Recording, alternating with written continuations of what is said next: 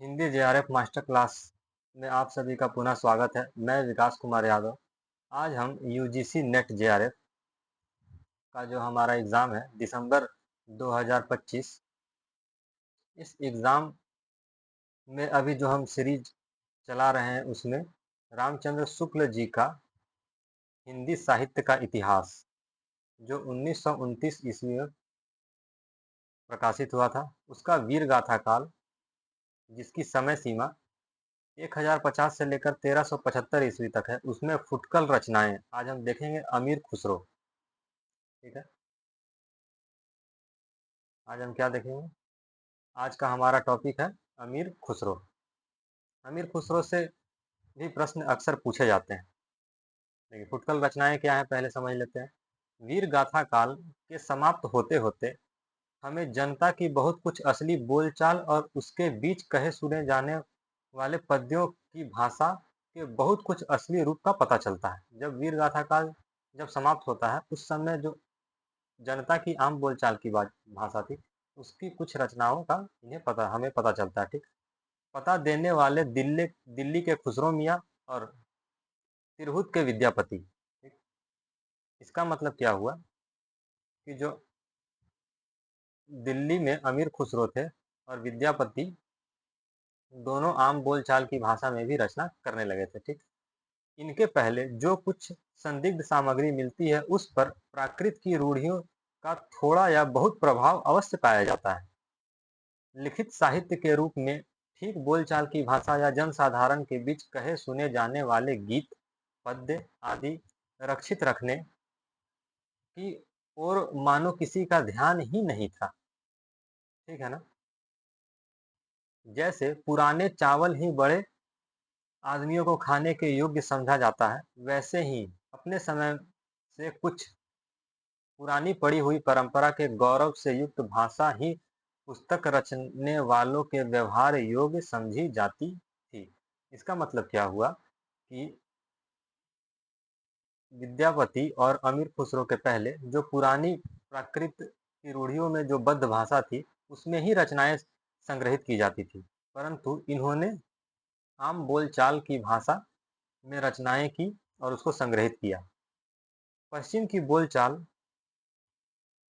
गीत, मुख प्रचलित पद्य आदि का नमूना जिस प्रकार हम खुसरो की कृतियों में पाते हैं, उसी प्रकार पूरब का नमूना विद्यापति की पदावली में। एक बात को ध्यान में रखना है यहाँ पर कि पश्चिम भारत है, उसमें जो बोलचाल के गीत आदि थे, उसका नमूना हमको किसमें मिलता है?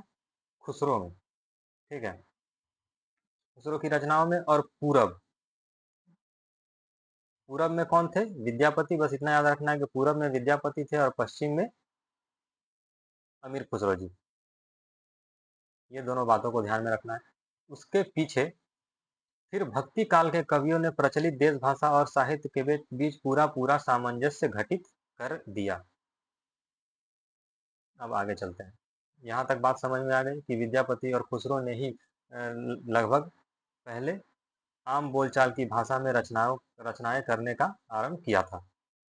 खुसरो पृथ्वीराज की मृत्यु के पृथ्वीराज की मृत्यु कब हुई? संवत 1249 के 90 वर्ष पीछे खुसरो ने संवत 1340 के आसपास रचना आरंभ की थी। पृथ्वीराज के 90 वर्ष पीछे खुसरो ने अपनी रचनाएं आरंभ की। इन्हें गयासुद्दीन बलबन से लेकर अलाउद्दीन और कुतुबुद्दीन मुबारक शाह तक कई पठान बादशाहों का जमाना देखा था, ठीक है। इन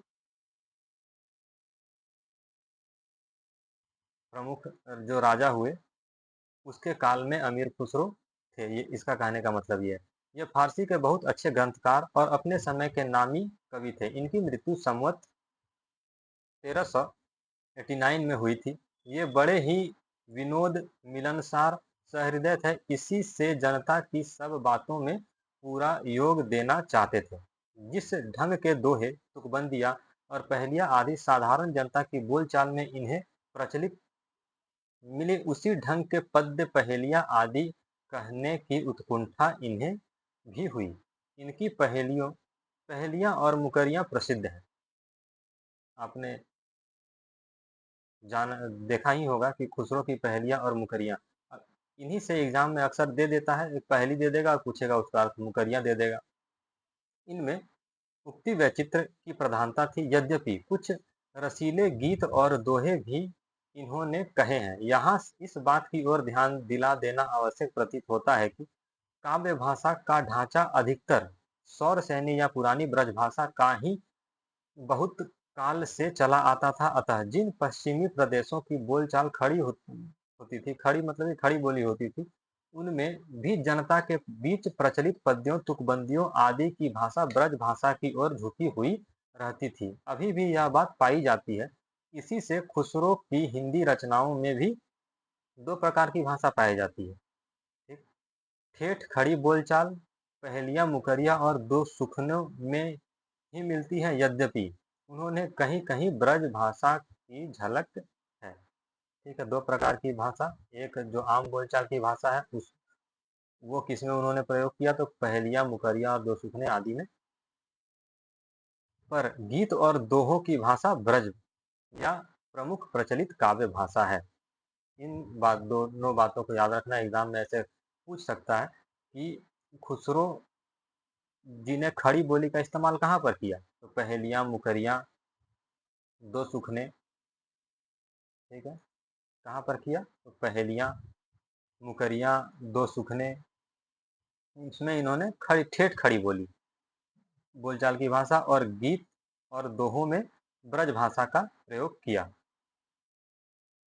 यही ब्रज भाषा देख उर्दू साहित्य के इतिहास लेखक प्रोफेसर आजाद को यह भ्रम हुआ कि ब्रज भाषा से खड़ी बोली अर्थात उसका अरबी फारसी ग्रस्त रूप उर्दू निकल पड़ी। उनको ये ऐसा लगा कि उर्दू वहीं से निकली है। खुसरो के नाम पर संग्रहित पहेलियों में कुछ प्रक्षिप्त और पीछे की जोड़ी पहेलियां भी मिल गई हैं, इसमें संदेह नहीं। उदाहरण के लिए हुक्के वाली पहेलियां। इतिहास प्रसिद्ध बात है कि तंबाकू का प्रचार हिंदुस्तान में जहांगीर के समय में हुआ। उसकी पहली,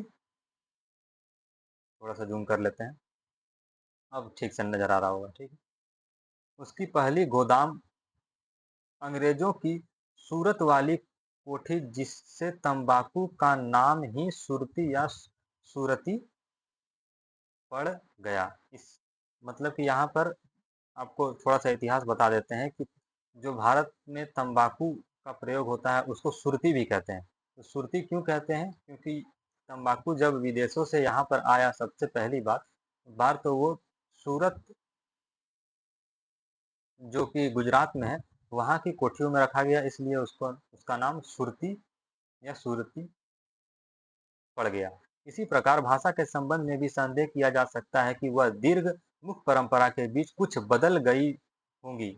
इसका पुरानापन कुछ निकल गया होगा। किसी अंश तक यह बात हो सकती है, पर साथ ही यह भी निश्चित है कि उसका ढांचा कवियों और चारणों द्वारा व्यवहृत प्राकृत की रूढ़ियों से जकड़ी काव्य भाषा से भिन्न था। प्रश्न यह उठता है कि क्या उस समय तक भाषा घिसकर इतनी चिकनी हो गई थी जितनी पहेलियों में मिलती है। खुसरो के प्रायः 200 वर्ष पीछे की लिखी जो कबीर की बानी की हस्तलिखित प्रति मिली है, उसकी भाषा कुछ पंजाबी लिए हुए राजस्थानी है। ठीक है, यहाँ पर कह रहे हैं खुसरो ने अपनी पहेलियों में जिस तरह की भाषा, जिस शुद्ध भाषा का वर्णन किया है, क्या वह उस समय दौर में प्रचलित थी।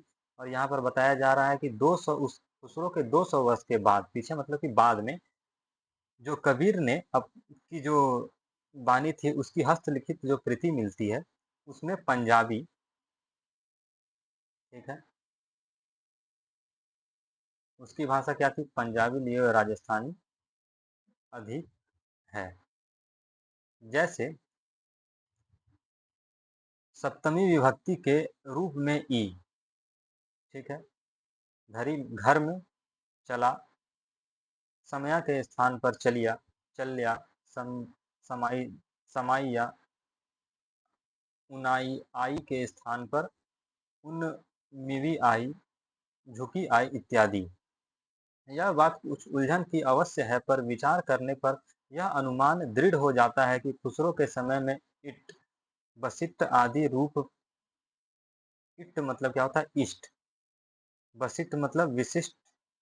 बसिट हो गए थे। अतः पुराने प्रत्यय आदि भी बोलचाल से बहुत कुछ उठ गए थे। यदि चलिया मारिया आदि पुराने रूप रख रखें तो पहेलियों के छंद टूट जाएंगे। अतः यह धारणा होती है कि खुसरो के समय में बोलचाल की स्वाभाविक भाषा घिस कर बहुत कुछ उसी रूप में आ गई थी जिस रूप में खुसरो में मिलती है। कबीर के की अपेक्षा खुसरो का ध्यान बोलचाल की भाषा की ओर अधिक था।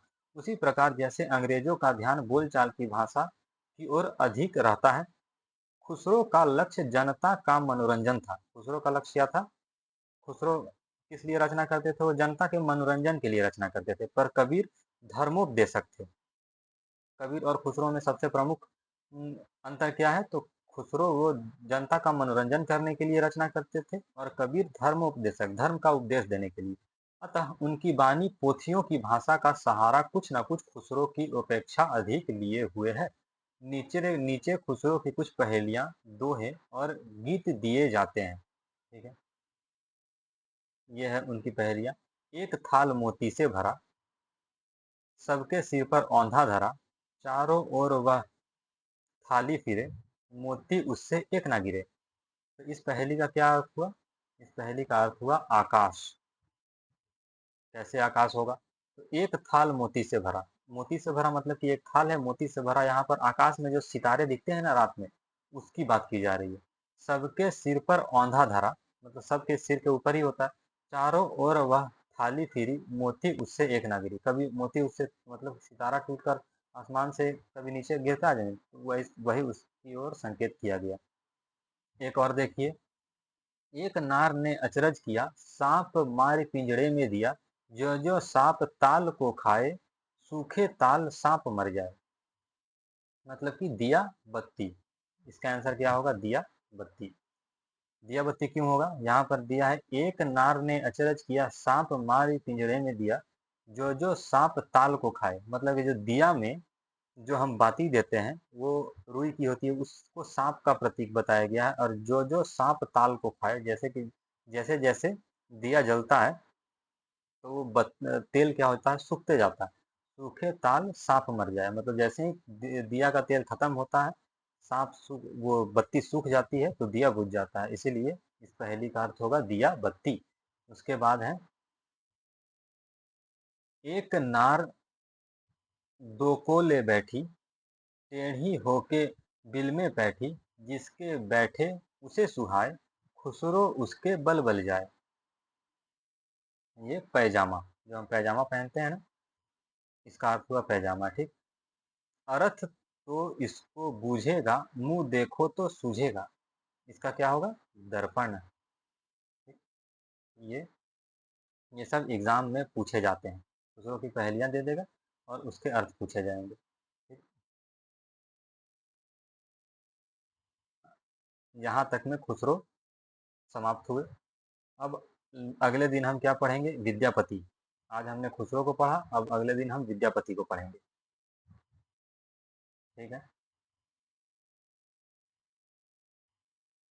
इससे पहले हमने फुटकल रचनाओं से पहले वीर गाथा की बहुत सारी, चंद्र बरदाई, पृथ्वीराज रासो की वीडियो अगर आपने नहीं देखी है तो देख लीजिए।